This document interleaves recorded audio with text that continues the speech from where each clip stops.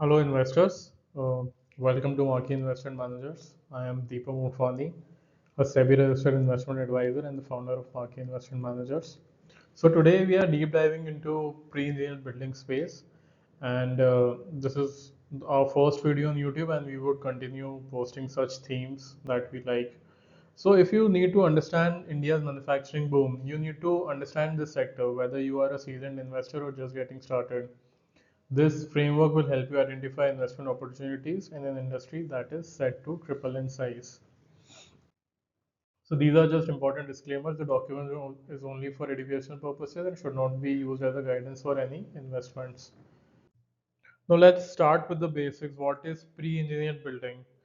Pre-engineered building is nothing but steel structures designed and fabricated in factories under controlled environments using standardized steel inventory that is then transported to the site for quick assembly and erection.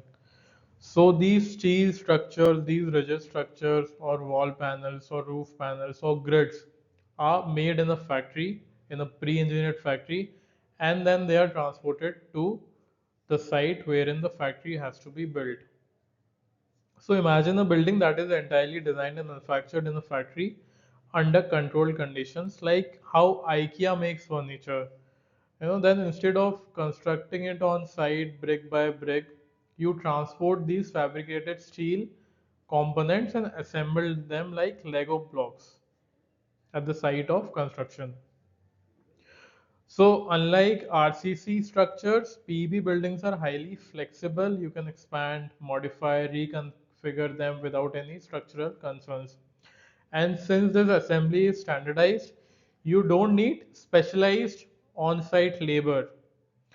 Think of it in this way: traditional construction is bespoke and slow, PEB is scalable and fast. Now let's talk about why PEB is preferred over traditional RCC structure. So PEB takes lesser time than traditional RCC structure. Second, the cost is also cheaper than traditional RCC structure. This is more flexible, scalable, has a minimal weather dependency.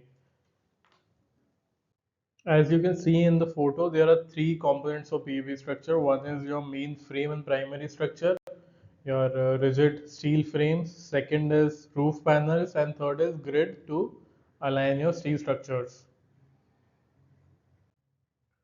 Now let's talk about PEB raw materials and value chain. So steel is the primary cost driver in the PEB space. So it is very important to track steel prices if you are tracking this industry.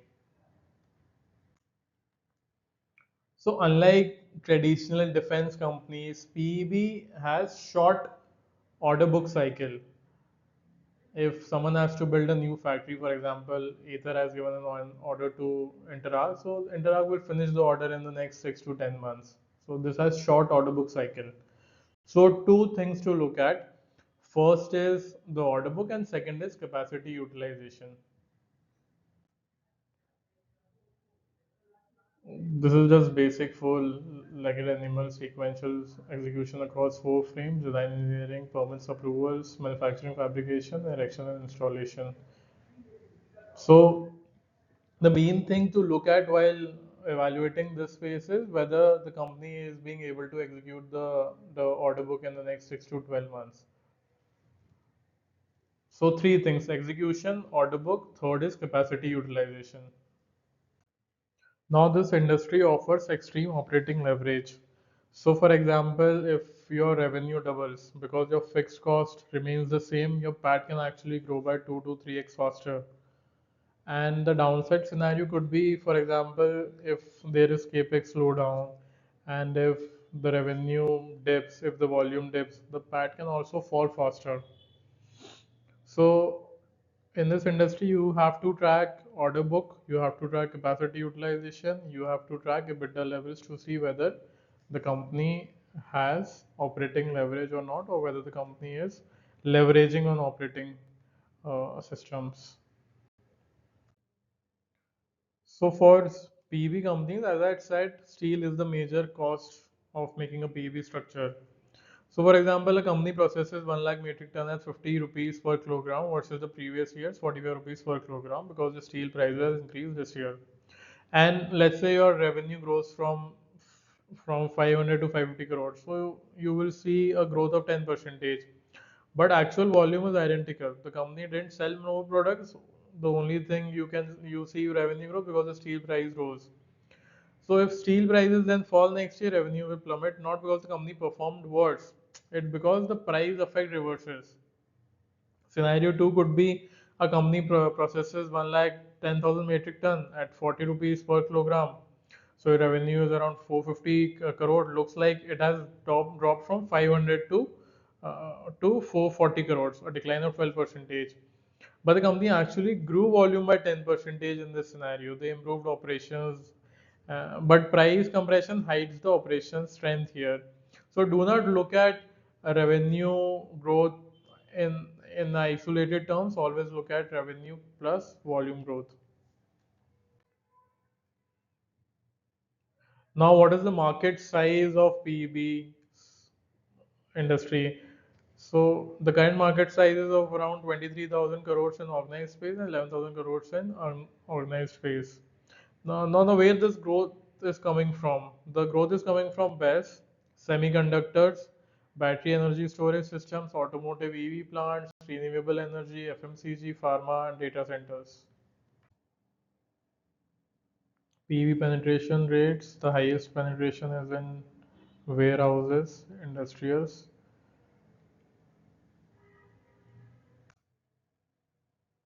These are organized district players: Interact, MNB Engineering, EPAC, Prefab, NR, Average Industries. So the biggest player in this space is Kirby, which is unlisted. Some are doing well in North India, some are doing well in South India. Current clientele base of companies: Interact has Asian Paints, MNB has Adani, EPAC has Reliance, GMR, Pennar has L&T Reliance.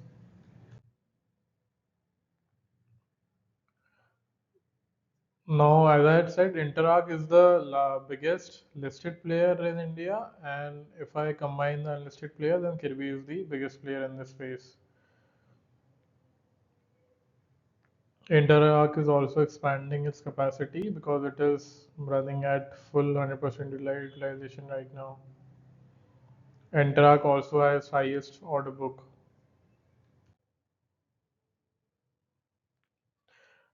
So this is a comparison of operational matrix.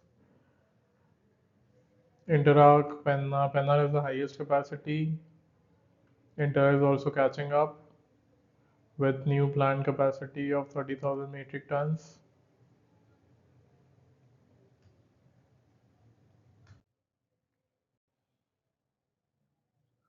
This is financial matrix comparison,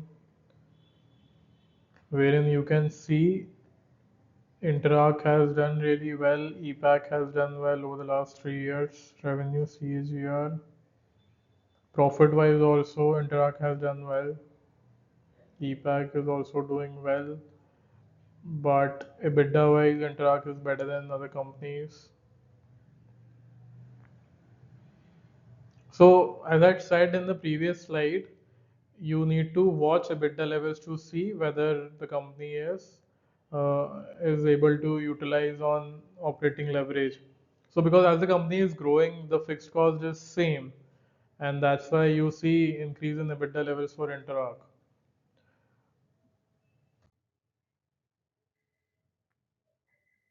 This is a comparison of inventory days, debtor days, ROC. So you need to track whether the company is getting the payment on time. You also need to track ROC in this industry.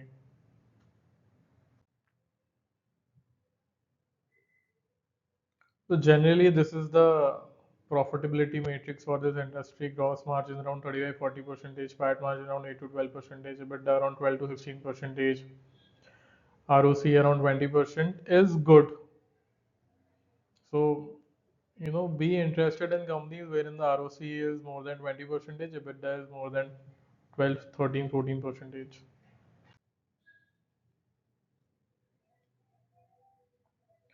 So these are just three growth scenarios for this industry.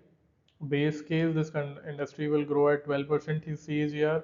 Bull case, this industry will grow at 15% CAGR.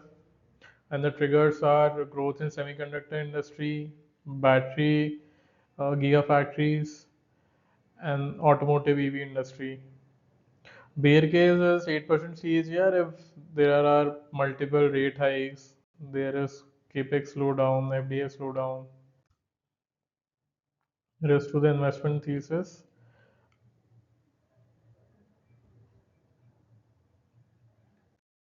So in conclusion, I would say the best investment opportunities are those wherein the thesis is sound, the out numbers are compelling, the catalysts are clear, and the timing is right, and most investors haven't noticed the sector yet.